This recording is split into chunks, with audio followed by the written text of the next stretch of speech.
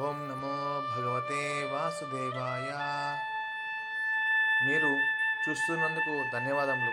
నేను మీ కృష్ణ భక్తి తెలుగు ఛానల్ నుండి మీకోసం భగవద్గీత గురించి చెప్పబోతున్నాను. ఇప్పుడు మనం భగవద్గీత ఎలా మొదలైందో తెలుసుకుందాం. భగవద్గీత నిజానికి సంస్కృతి ఇతిహాసమైన మహాభారతంలో ఒక భాగంగా కనిపిస్తుంది. ప్రస్తుత కలియుగం వరకు జరిగిన అన్ని సంఘటనలను మహాభారతం వివరిస్తుంది. దాదాపు 5,000 సంవత్సరాలకు పూర్వం ఈ యుగ ఆరంభమున శ్రీకృష్ణ భగవానుడు తన మిత్రుడు మరియు భక్తుడైన అర్జునునికి ఈ భగవద్గీతను ఉపదేశించాడు. ఇప్పుడు మనం మహాభారతం అనే పేరు ఎలా వచ్చిందో తెలుసుకుందాం. పూర్వం భూమండలము అంతటినీ పాలించిన భర్త మహారాజు వంశం నుంచి వచ్చిన కురువంశంలో సోదరులైన ధృతరాష్ట్రుడు మరియు పాండురాజు జన్మించారు. భర్త మహారాజు అనే పేరు నుండే మహాభారతం అనే పేరు వచ్చింది. యుక్త వయస్సులోనే పాండురాజు మరణించుట చేత అతని 5 పుత్రులైన ధర్మరాజు, భీముడు, అర్జునుడు, నకులుడు మరియు సహదేవుడు ధృతరాష్ట్రుని యొక్క సంరక్షణలో పెరిగారు. ధృతరాష్ట్రుని పుత్రులు మరియు పాండురాజు పుత్రులు ఇరువురు ఒకే రాజప్రసాదంలో పెరిగి పెద్దయ్యారు. వీరందరూ ద్రోణాచార్యుని వద్ద యుద్ధ విద్యను నేర్చుకున్నారు. అంతేకాకుండా పూజ్యులు కురువంశ పితామహుడు అయిన భీష్ముని మార్గనిర్దేశంలో వీరు పెరిగారు. ఏమైనాను ధృతరాష్ట్రుని పుత్రులలో పెద్దవాడైన దుర్యోధనుడు పాండవులను ద్వేషిస్తూ వారి పట్ల ఈర్ష్యాద్వేషాలను పెంచుకున్నాడు. అంధుడు దుర్బల మనస్కుడైన ధృతరాష్ట్రుడు పాండవులను కాకుండా తన సొంత పుత్రులే ఈ రాజ్యానికి వారసత్వంగా రావాలని కోరుకున్నాడు. ఆ విధంగా ధృతరాష్ట్రుని అనుమతితో చిన్న వయస్సులోనే పాండుపుత్రులను చంపడానికి దుర్యోధనుడు కుట్రపన్నాడు. కానీ పాండవులు తన పినతండ్రి అయిన విదురుడు మరియు మేనబావ అయిన శ్రీకృష్ణుని సంరక్షణలో ఉండటం చేత వీరిపై జరిగిన అనేక రకాల ప్రాణహాని యత్నంలో నుండి బయటపడ్డారు. శ్రీకృష్ణ భగవానుడు సామాన్యుడు కాదు, అతడు స్వయం భగవానుడు. ఈ భూమిపై అవతరించి అప్పటి రాజవంశంలో రాజు పాత్రను పోషించాడు.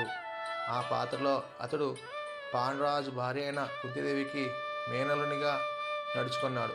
కనుకనే బంధువుగాను శాశ్వత ధర్మోద్ధారకునిగాను శ్రీకృష్ణ భగవానుడు ధార్మికులైన పాండుపుత్రులను అనుగ్రహించి రక్షించాడు. ఏమైనాను చివరికి కపట బుద్ధి గల దుర్యోధనుడు పాండవులను జూద క్రీడకు ఆహ్వానించాడు.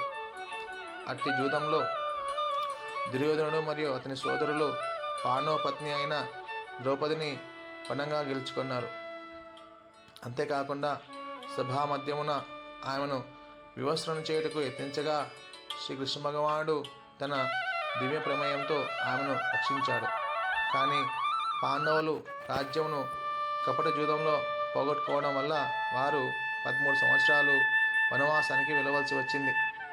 వనవాసం నుండి తిరిగి వచ్చిన తర్వాత పాండవులు ధర్మానుసారము తమ రాజ్యం కొరకు దుర్యోధనుని అర్థించారు. కానీ అతడు మొండిగా నిరాకరించాడు. కనీసం 5 ఊర్లైనా ఇవ్వమని అడిగారు. కానీ దుర్యోధనుడు వారికి సూది మన మోపినంత స్థలం కూడా ఇవ్వనని మొండిగా సమాధానమిచ్చాడు.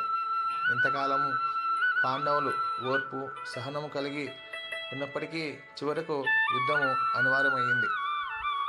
శ్రీకృష్ణ భగవానుడే స్వయంగా పాండవుల రాయభారిగా ధృతరాష్ట్రుడి సభలో శాంతికి అర్థించాడు. కానీ అతను చేసిన ప్రయత్నాలు ఏవీ ఫలించలేదు. దీనితో యుద్ధం తప్పలేదు. పరమ ధార్మికులైన పాండవులు శ్రీకృష్ణుని దేవాదేవునిగా గుర్తించారు. కానీ అధర్మవర్తనులైన ధృతరాష్ట్రుని పుత్రులు అట్లు గుర్తించలేకపోయారు. ఇరుపక్షములు కోరికను అనుసరించి యుద్ధంలో పాల్గొనటకు శ్రీకృష్ణ భగవానుడు అంగీకరించాడు. భగవానునిగా శ్రీకృష్ణుడు స్వయంగా యుద్ధము చేయకునను కౌరవులు మాత్రం కృష్ణుని యొక్క సైన్యమును కోరుకున్నారు. పాండవులు శ్రీకృష్ణుని తమ నిర్దేశకునిగా సహాయకునిగా పొందారు. ఈ విధంగా ప్రసిద్ధ ధనుర్ధారి అయిన అర్జునునికి రథసారథ్యం వహించి శ్రీకృష్ణ భగవానుడు రథసారథి అయ్యాడు. ఇరువైపులా సైన్యములు యుద్ధమునకు వ్యూహంగా నిలిచినప్పుడు యుద్ధమునకు వెళ్ళిన వారేమి చేశారు అనే ప్రశ్నతో ధృతరాష్ట్రుడు ఎంతో ఆతృతతో తన కార్యదర్శి అయిన సంజయుని ప్రశ్నించాడు. దీనితో మనమందరము భగవద్గీత యొక్క శుభారంభ సమయానికి వచ్చాం. దీనితో యుద్ధం మొదలైంది. ఇది భగవద్గీత యొక్క పూర్వ చరిత్ర. నిజానికి ఆ యుగంలో పాండవులకు తోడుగా శ్రీకృష్ణ భగవానుడు ప్రత్యక్షంగా ఉన్నాడు. కానీ నేటి మన కలియుగంలో శ్రీకృష్ణ భగవానుడు మనలాంటి వారందరినీ ఉద్ధరించడానికి భగవద్గీత రూపంలో మరియు శబ్ద రూపంలో మన ముందు ఉన్నాడు. కావున మనం అందరము ఈ యొక్క భగవద్గీతను పట్టుకొని ఈ యొక్క శ్రీకృష్ణుడు ఉపదేశించిన బోధనలు ప్రకారం జీవిస్తూ ప్రతినిత్యం ఏ విధంగా సంతోషంగా జీవించాలో తెలుసుకుందాం. కృష్ణుడు ఎక్కడైతే ఉంటాడో అక్కడ సర్వము అంటే ఆనందము, విజయము, సిరి సంపదలు అన్నీ ఉంటాయి. కృష్ణుడు బోధించిన భగవద్గీతకు ఎటువంటి తేడా లేదు. కృష్ణుడు ఉన్న చోట చీకటికి, అజ్ఞానానికి చోటు ఉండదు. కావున కృష్ణుడు ఎక్కడ ఉంటాడో అక్కడ ఆనందము, విజయము, అదృష్టము, సిరి సంపదలు అన్నీ ఉంటాయి. కృష్ణుడు ఎక్కడ ఉంటాడో అక్కడ లక్ష్మీదేవి కూడా ఉంటుంది. కావున మనమందరం భగవద్గీత తరగతుల ద్వారా భగవంతుని జ్ఞానాన్ని తెలుసుకొని ఈ యుగంలో ఏ విధంగా కుటుంబ సభ్యులతో సంతోషంగా, ఆనందంగా ప్రతినిత్యం జీవించాలో రేపటి నుండి జరిగే భగవద్గీత తరగతుల ద్వారా తెలుసుకుందాం. మీకు సంపూర్ణ జ్ఞానం కొరకు నా యొక్క ఛానల్ని ప్లీజ్ సబ్స్క్రైబ్ చేయండి. జై శ్రీకృష్ణ.